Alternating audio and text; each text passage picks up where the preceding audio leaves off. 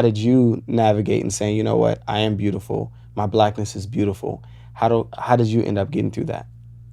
So I have a two-part answer to that question. The Okay. first is, I mean, we always want to talk about black and brown separation, but I told you there was that 50-50 split, right? So for every family member that I had that made racist comments or committed racist actions or anti-black actions, whatever you want to call it, I had an equal amount, maybe a lesser amount by a small portion of family members who were supportive in like little ways. Like to this day, I was never allowed to straighten my hair. That's like one thing that I definitely took for granted back then. I was always like, oh, I want to have my hair straightened. And I was never allowed to dye or straighten my hair because they said, your hair is beautiful. Your skin's Mm. beautiful. Like, I would always be like, oh, why can't I have skin like this? I'm getting bullied, da, da, da. You're beautiful. You don't need to be worried about them. And this is coming from people who are, like, from white Latinos.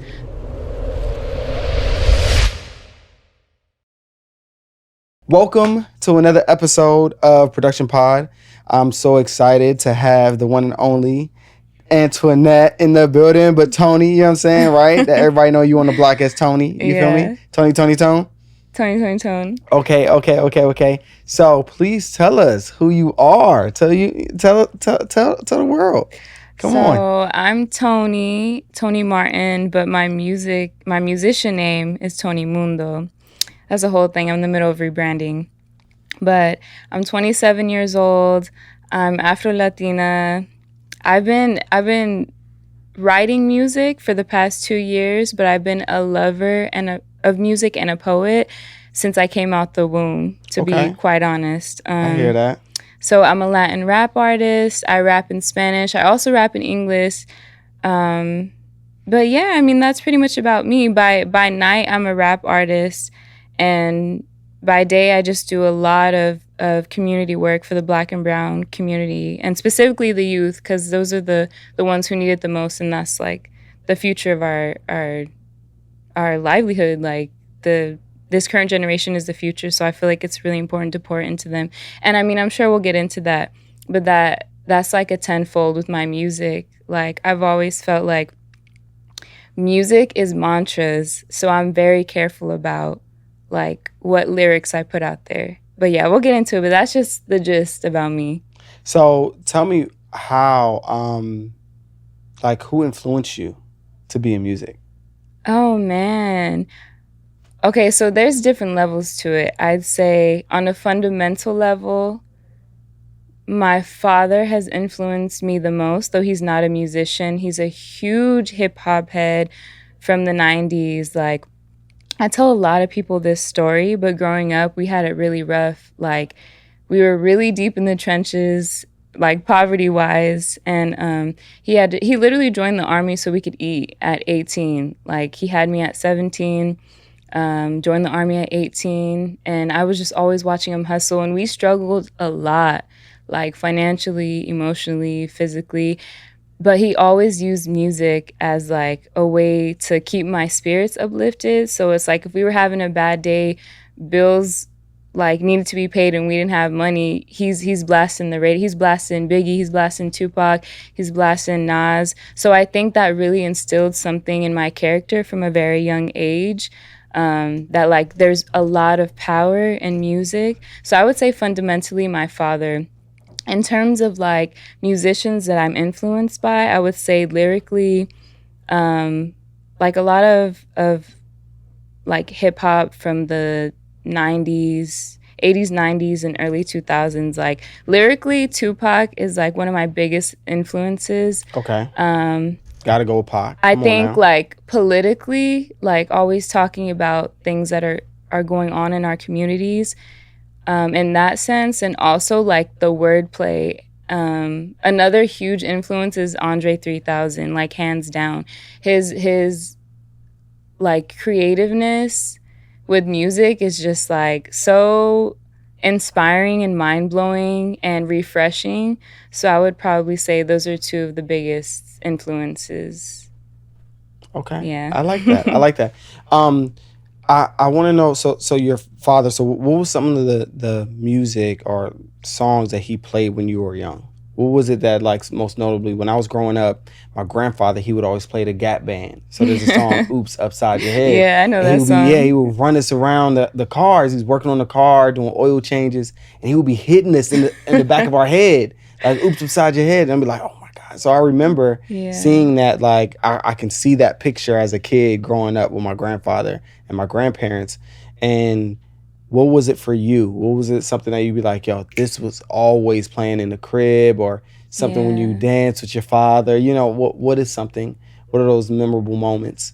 Oh man, so this was the 90s, right? So I feel like everybody alive during the time of the 90s and early 2000s remembers having like a big CD pack with Okay. like just ridiculous like he always had so many CDs where like there were CDs falling out. Like he definitely needed one or two one or two more, but he fit them all into this one black like torn up CD case. I'll never forget. And there was so much, like I said, it was like Nas, a lot of Tupac, like every single project that Tupac came out with, I listened to over and over again. But I'd probably say more than that, it would be like Outkast. And then the early 2000s was heavy on the 112. Heavy, heavy, heavy on Really? the 112.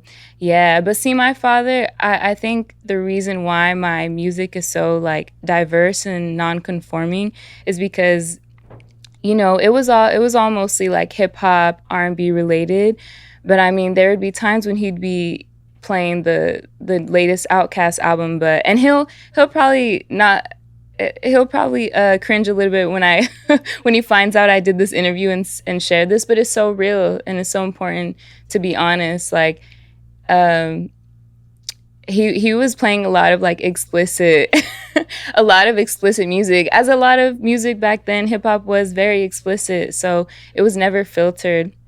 um a But lot could you of say those words? Could you rap it, or did you have to No, blank it never, out? never. Yeah, yeah, yeah, that's important to note. Never, never. I was only allowed to listen. I was never allowed to repeat. And I remember one time I did try to repeat, and it was one of those record scratching moments. Like I was like, "Am I gonna get?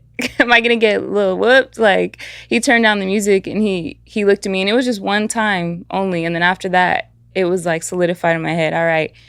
So Um, he gave you the father oh, he look. gave me the father look. Like don't get it twisted now. I've definitely given those to my Yeah, kids plenty of yeah, times, for sure. yeah. Adalia got it yesterday, for sure. Like, mm, Yeah, and you that's know, important, right? Because a lot of the messages in the music, I talk about like lyricism and the importance of words and music.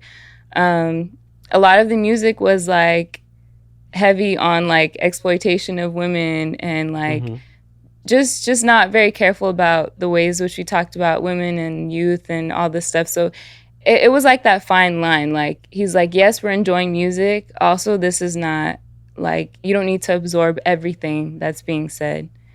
mm, that's powerful. That's powerful. And what were some of the things that you played?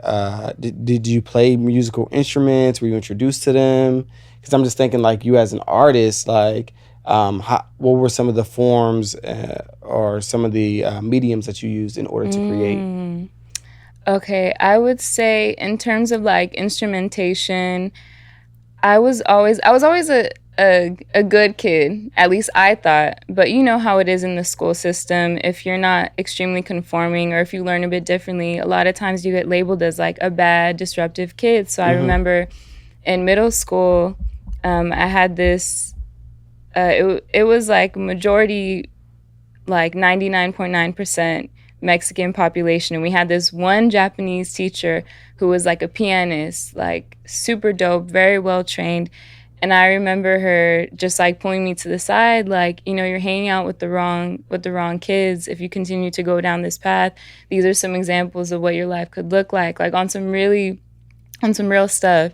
And I remember she gave me some sheets. We had a piano class, but it was just supposed to be like Twinkle, Twinkle, Little Star. I wasn't interested in Twinkle, Twinkle, Little Star. I'm over here listening to Biggie and Tupac. I don't really resonate. And I think she really saw that, which is really dope. So she gave me these sheets, and it had like all these hip hop songs all these like compositions of hip hop songs from the 90s, because she knew that's what I like and what I'd be interested in. And so I learned to play a little bit. Other than that, I never really picked up guitar, but my grandfather, he's in a banda. Like he's always been, like I grew up like watching his rehearsals, very traditional Mexican environment that I grew up in. And he always played the guitar and the accordion. So while I didn't play, I have like a really huge respect for people who play guitar and accordion. Other than that, I just consider myself a very strong lyricist and a very strong poet. Since I was like 4 or 5 years old, I've been like, I didn't know it at the time, and I've only recently come to the conclusion that music and lyricism is poetry. Like that's like a new revelation for me. So poetry's been a forever type of thing for me. Okay. Yeah. Okay. Is there some like I guess some notable poetry that you remember growing up? I remember there's this poem in Color Compton when you first walk in. It says, each of us has that right, that possibility to invent ourselves daily. If a person does not invent herself, she will be invented.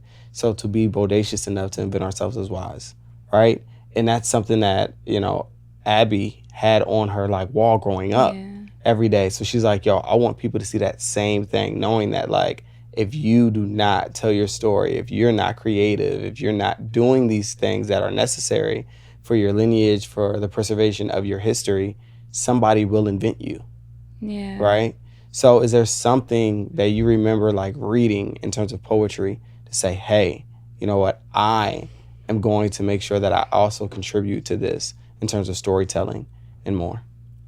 Yeah, I definitely have an answer. It's not going to be what you're expecting. Go ahead. No. Tupac was my favorite poet, and I know Fire. He's a rapper, he's a lyricist, but in terms of poetry, he was always my favorite poet. And so if you ask me what my favorite poem is, it's Dear Mama.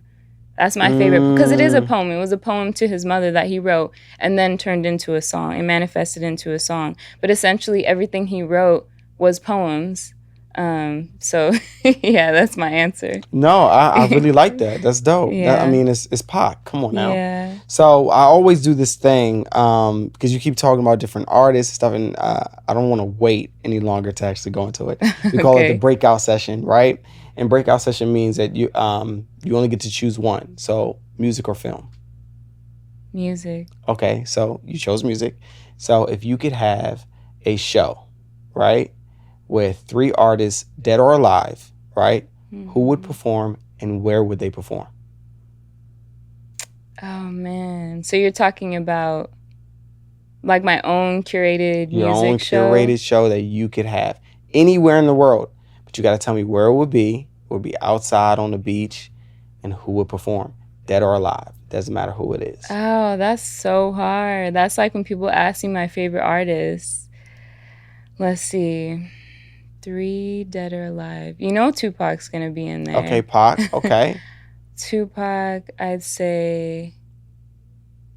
Who else? I would love to see, I know it might have to be individually, but I would love to see a collaboration between Tupac, like La Calle 13, and like a like Banda MS, because I like that fusion, right? Because that's a lot of what my music is. It's like a Black American, like Mexican American sort of fusion or Latin fusion.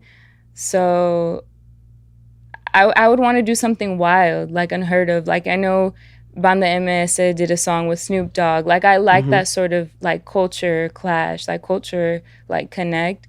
So yeah, it would have to be like Tupac and Banda MS with like another heavy. Oh, maybe Andre 3000, like Tupac and La Calle 13, all in Mexico or South Central. Mm-hmm.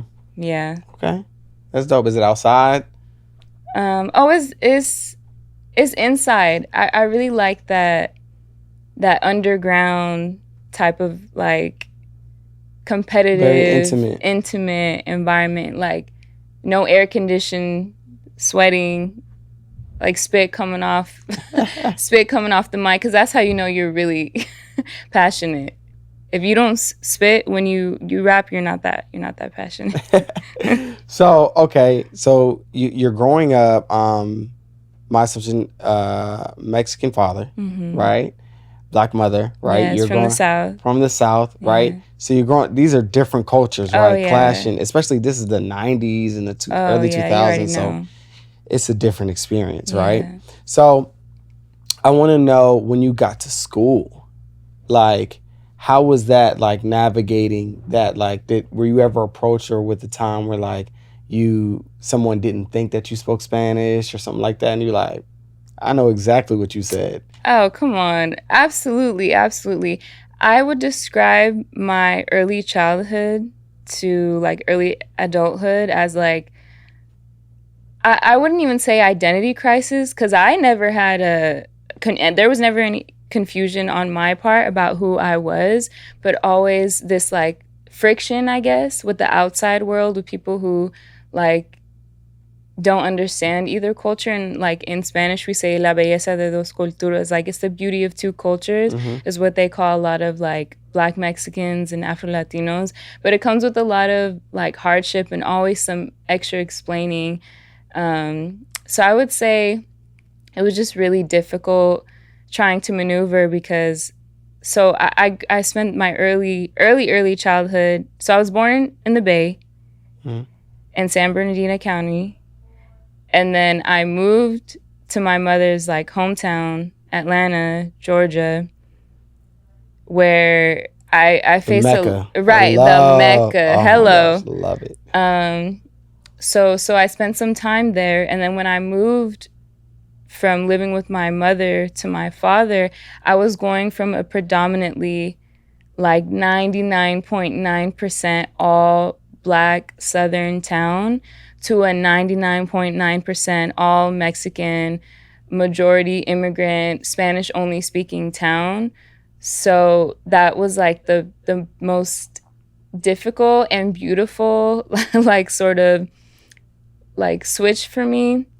I didn't speak Spanish. I didn't grow up speaking Spanish like out of the womb. I only learned Spanish when I moved when I was about like 6 years old into like predominantly Spanish speaking household. My grandmother only spoke Spanish. So it was like a very apparent disconnect, like linguistically and culturally. So there was a lot of misunderstanding on others' part, like reactive wise. I think I got into a lot of disciplinary situations when I shouldn't have been. Like a lot of times when I was just speaking in my Black American Southern vernacular, they took it as like, oh, you're being aggressive right now. Like if had a lot of situations in the school system where someone would come up to me, bullying me, bothering me. I was a very peaceful kid. I've always been a peaceful person. So there were a lot of situations where administration or parents, the community would like see this situation with two of us, but because I'm dark skinned and I'm speaking a little bit louder, or you know I'm using certain like language or words, like I was deemed as the aggressor. Like if you look at my school history, I have excellent grades, A's and B's always, like every time. I thrived academically, but if you look like at behaviorally, I don't have the best track record, because a lot of times I was just deemed the aggressor when that really wasn't the case. You think that they looked at your Blackness as a way of like, because you were darker skinned than some of the people that were bullying you, they automatically assumed that you were the one that started it? Oh, absolutely, 100%. And I think it's that. I would say it's like 70% that, and I would say the other 30% is like the language barrier. So a lot of times I couldn't even explain to them what had happened. So you have like two students, one of them speaks the native language and I don't, and they're over here explaining I don't know what to them, and all I know is I'm getting punished for it. So it was very much that, and maybe that flows into that second department, because I mean, there was a lack of wanting to even understand me. I feel like a lot of it was not out of pure hatred, but just fear-based, and like fear of not knowing, like on a fundamental human level, which is really unfortunate, right? But it's just the way like we are as a human race. We're more comfortable with people who look like us. So I think that's a lot of what it is, or what it Okay. was. And when we talk about like, all right, when I came to LA, right, I didn't know, like I grew up in Virginia. So the only like issues that I know of that people ever had was like from like MS-13s, like blacks. We like, yo, they're crazy. You know, Yeah. those are some of the things that we encountered there in Woodbridge, Virginia. And even then, that was more like Fairfax. It was still like Yeah. still away. It was distance away from where we were. And when I came to LA, there was just like this big separation with black and brown, right? Like California in general is like in the jail systems, in the gang culture, Yeah, you know, there's a absolutely. big separation. So for me, in terms of, again, we talked about your blackness, like, do you think that some of the things that, like, do you think that some, even family members, you know, because now you're moving into like a predominantly Mexican, you know, family, um, was there forms of racism and things like that that you experienced? Like, Absolutely. I'm like, where do I start? Right? um I think it was 50-50, right? Because, you know, my parents are like a prime example of like black and brown, like love and allyship. My best friend is brown, indigenous. She's like a full on supporter of me. So it's 50-50, right? I feel like with 50% of my family, it was just really blatant and hurtful. Like, I'm trying to think of some examples. I don't really know where to start. So a lot of times when I was approached, like say I was approached by like a boy, a lot of the times, just like I said before, I was deemed the aggressor because I was black and a female. I was over sexualized a lot. So like while girls were wearing the same thing I was wearing, it was like not completely not okay for me to wear it. Like I always had to go and change growing up because they're like, oh, you're coming off this way, but I'm like, they're wearing less clothing than I am, but because I'm black and I'm a female, it was always an issue. So a more apparent example is like I have a Theo to this day, like I don't really speak to, and I really love him, and it's all love, and I know it's just like we just grew up differently, but he uses the N-word, like, and there have been times where I've told him explicitly many times it makes me uncomfortable, and he still continued to use the word over and over again, almost to like get a reaction out of me. And I know this is something like these are the conversations that like family members don't want you to talk about, and I'll probably upset some family members, and that's okay. But this is my real raw experience. So those are just like the top two examples I can think of, but I can go on all day. oh, okay, no. I just Yeah. thought I'd ask because like I know that some things have like, because I'm married in to my wife is Yeah. Mexican, so there are things that I've like witnessed or I've seen and I'm like, that was racist. Yeah. You know what I mean? But it for me, I'm not in a space or place to try to change anyone. Right. My thing is like just me being my best self, because even if it's whether it regards to racism or not, you know, in different cultures, I know I'm gonna like receive something from someone, even if it's Yeah. in my own community. I'm like, oh man, this dude be tripping. Like Mhm. we gonna receive something. Yeah. And when you're dealing with family, what family do you know that doesn't have trauma? You're gonna get it. You're Right. gonna see something, right? So, so how did you end up navigating that, like, and pushing through that while still being positive? Because you receiving all of that because of who you are. Yeah. You know, when we look at certain notable books like The Bluest Eye, and like we read these books about like how we may view ourselves. How did you navigate and saying, you know what, I am beautiful. My blackness is beautiful. How did you end up getting through that?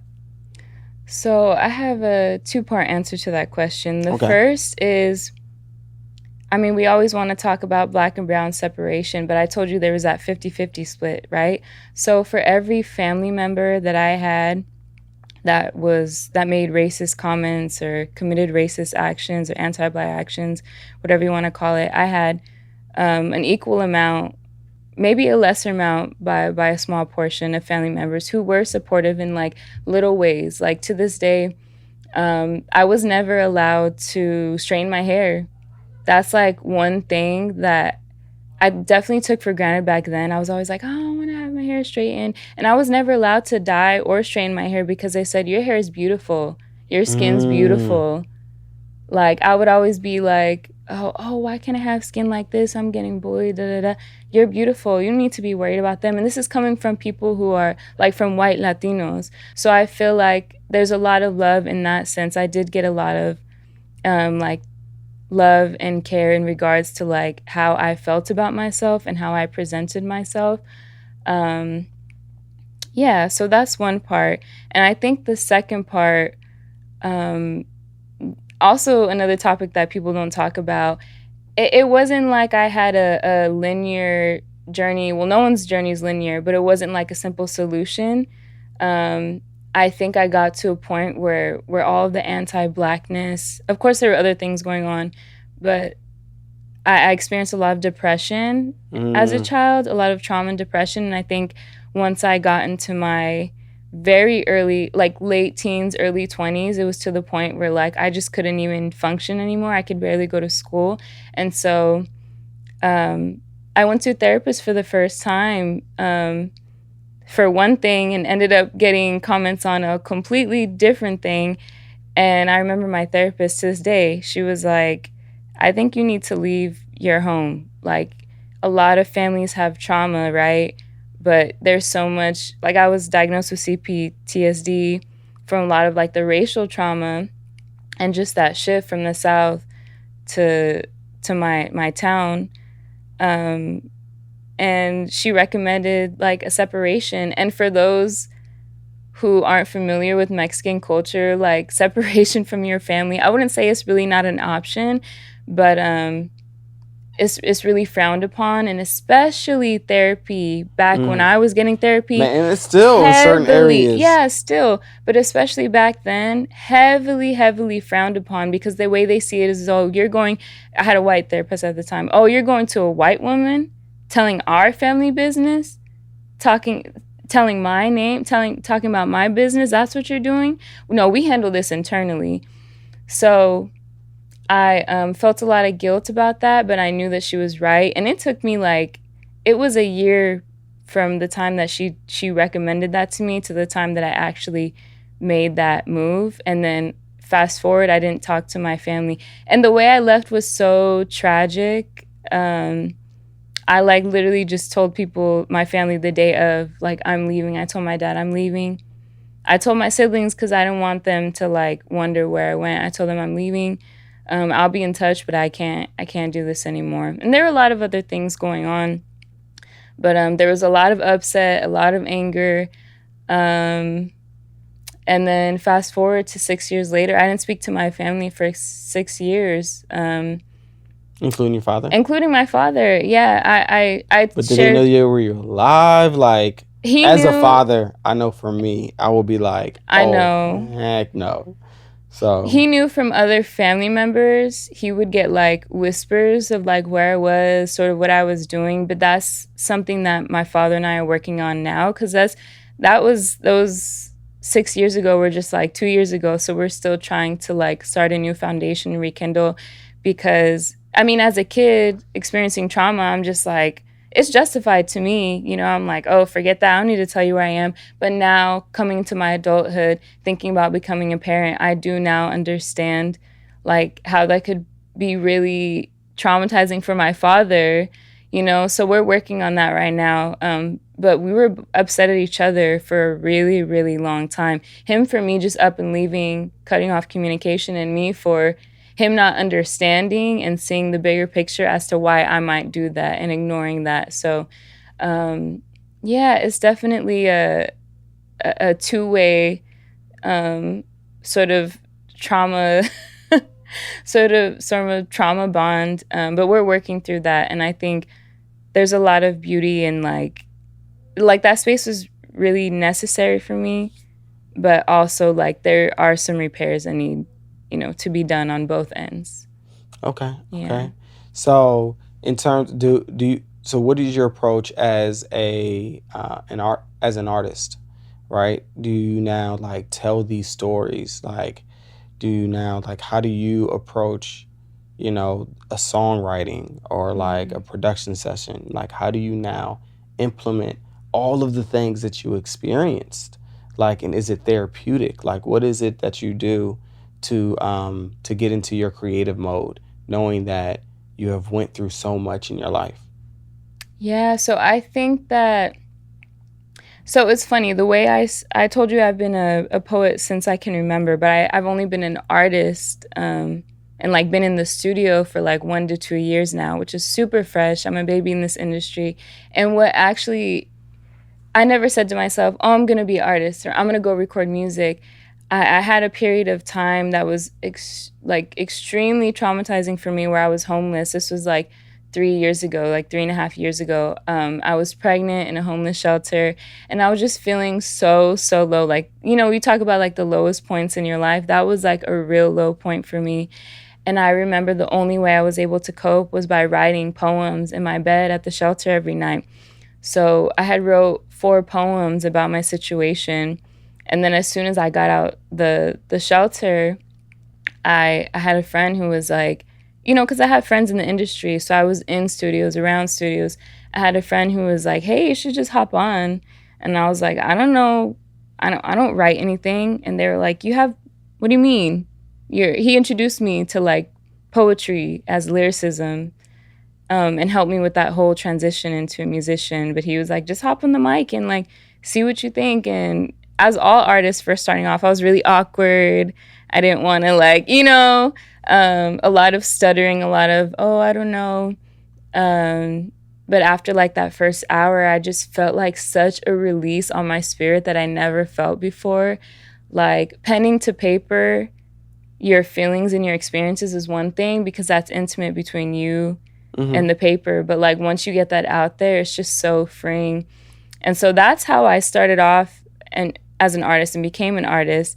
In terms of my writing process, it's so funny. I was just in the studio yesterday and explaining to people because they were like, "Oh, how long did it take for you to write your verse?" And I'm like, I'm not very traditional in the sense that I can't pre-write my lyrics. I have to write it in the moment, and it has to be inspired by a feeling that's on my heart at that time. So I can't just like write about partying, or if it doesn't resonate with me, I just can't write about it. I don't know, my heart's not in it.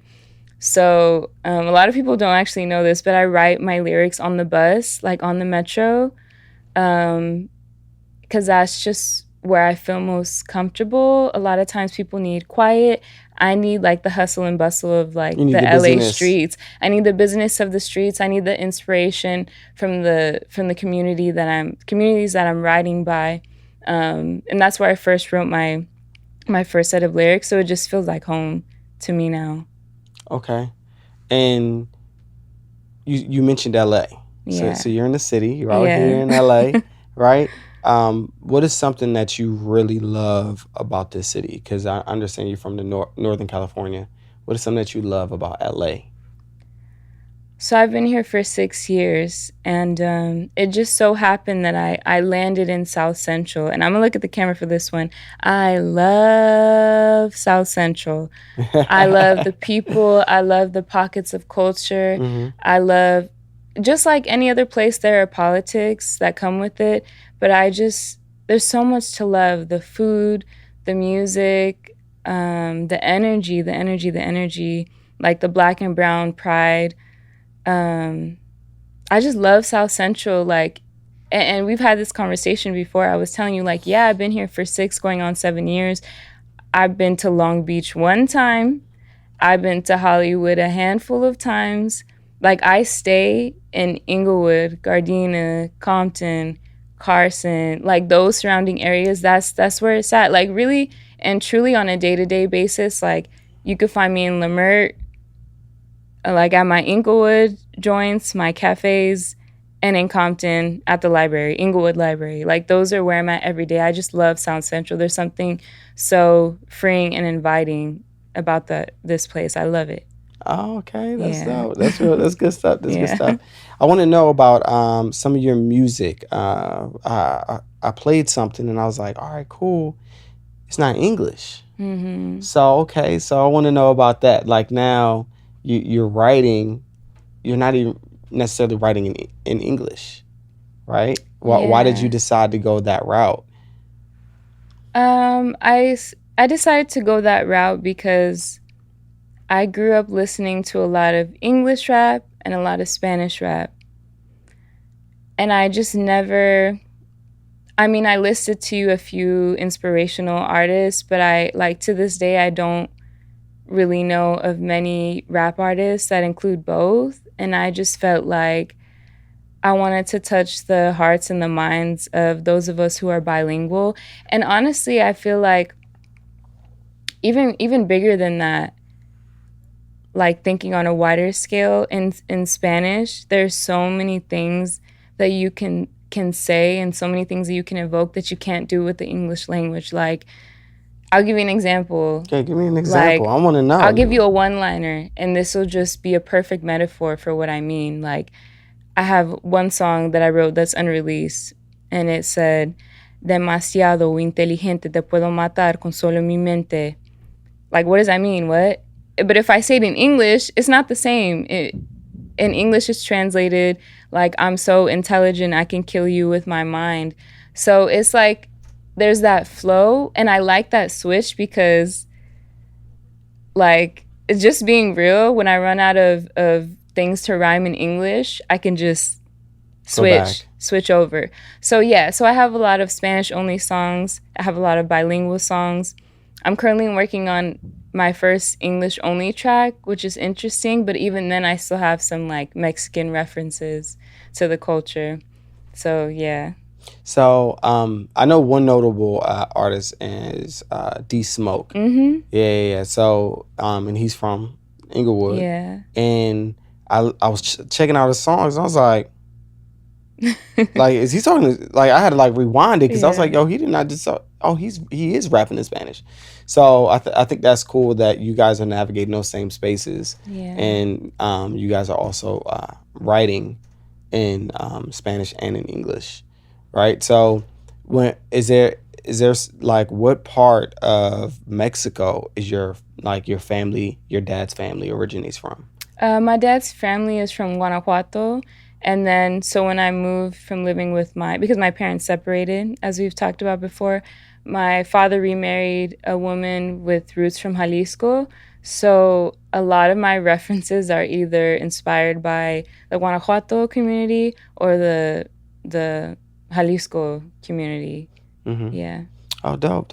And have you been out there? No, I haven't. I'm actually going to Guanajuato come New Year because it's a whole thing. Like every time, and a lot of folks from this generation, a lot of Mexican American youth, I would say, could probably resonate with this. But there's a lot of like, it's not safe, like, But I'm like, come on, it's not safe anywhere. Well, I go the area that I go to. People tell me like, you go there, like I'll fly into Culiacan.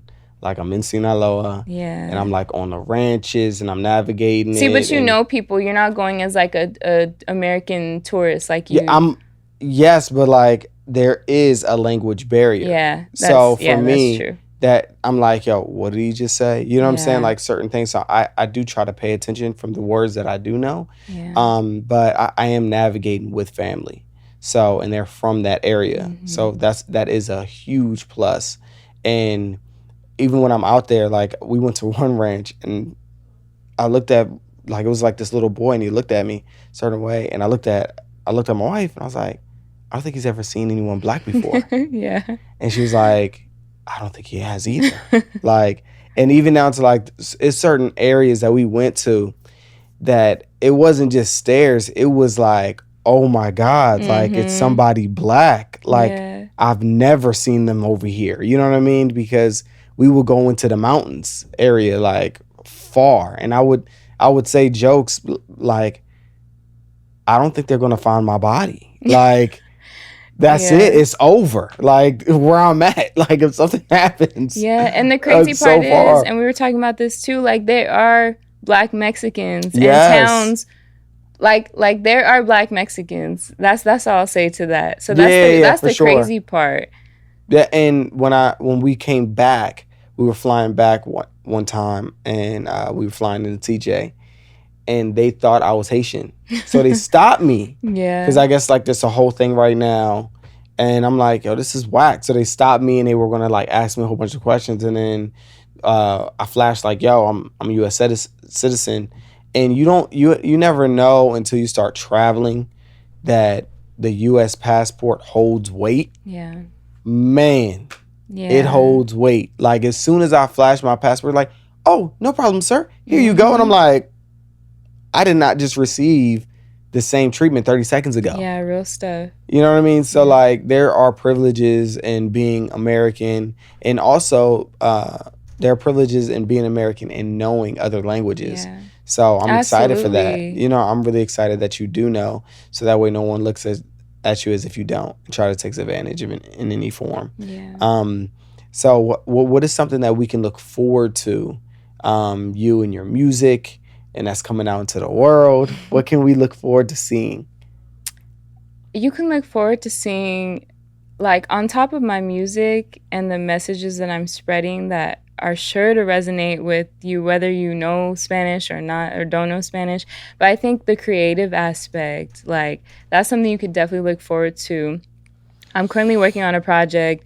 My creative director's gonna watch this, so I can't give out too many details, but everything is so meticulous. Like, we put so much tender love and care into each and every project. And even like yesterday, I did a verse for another Latin artist, and there was like references to like some soccer players from the Mexico team. Like, I think just like those little things. A lot of new music.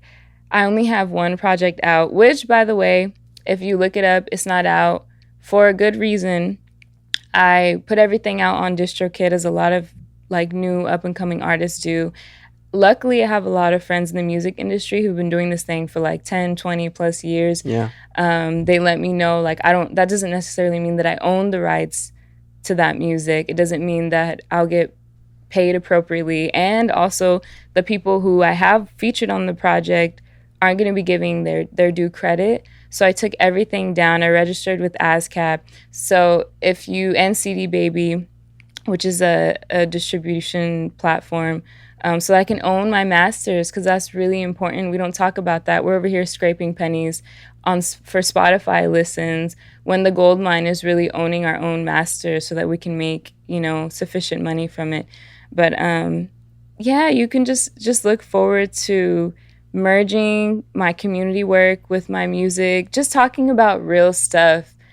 And don't get me wrong, I listen to a lot of like new age trap, rap, hip hop, but I am concerned. I like my music because, like, we're over here enabling psychos and serial killers. Like, people are literally talking about murdering people, burying their bodies, and we're over here in clubs and at events. Like, don't get me wrong, it's catchy, but we have to look into the lyrics. Like I told you, lyrics, music is mantra. So you can look forward to no serial killer music anytime soon on my behalf, and just uplifting music that's good for your soul. And representation of both cultures. So you did say something before we close out. You said something that kind of resonated me. You said the business and owning your masters, right? So registering to ASCAP, going with CD Baby for distribution. I want to know also, like, do you plan on wanting to get signed? I would say no. And I won't say it's not a no period or a no forever. It's just not now and not anytime soon. And I'd say the biggest influences for that are God bless those in the industry who don't gatekeep and who provide information. Like we talk about LA Russell all the time. Oh my gosh, LA Russell's killing He's amazing. it. He's doing amazing work for us independent upcoming artists. And we can learn from him, right? Because he's had so many treacherous experiences in the industry with contracts and all that stuff that we don't know. Like, unfortunately, like a lot of Black and brown artists, like we're just happy to be signed, right? We're happy to be connected to a label, but that shouldn't be the end goal. So my individuality is so important to me, and I don't want to hand over control of my music. Like from a musician standpoint, that's like giving control of your soul. That's like signing your soul. I wouldn't say to the devil necessarily. There are great labels out there, but it's just a matter of I'm good until I'm willing to do the work, right? Because LA Russell talks about you can be an independent artist, but are you willing to put the blood, sweat, and tears into it? And also a big shout out to another artist, Def Sound. That's like a huge friend and music mentor. He's a professor, or they're a professor, sorry, and they've really kind of changed my perspective on a lot of things and helped me not to put myself in a box. Like the sky is the limit, and it's just a matter of finding those resources. Like anything a music label can do, you can do in the meantime. You just have to have the passion for it. Okay, and our last question, what is something that you would lead to someone? Like, if someone trying to break into this industry, want to be an artist, actually create their own albums and put it out there, marketing, is it saturated? Should I not? What should I do? Should I be intentional? Should I really put out this? What's something that you would leave with someone that really wants to do this work? And these are little golden nuggets that I give to artists who come to me, who like look up to me.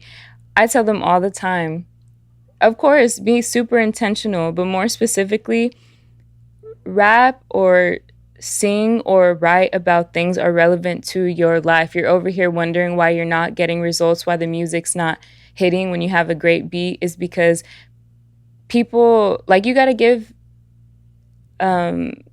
like admirers of music and lovers of music more credit than they're usually given. Like, they're not dumb. They're going to know, they can feel what's genuine.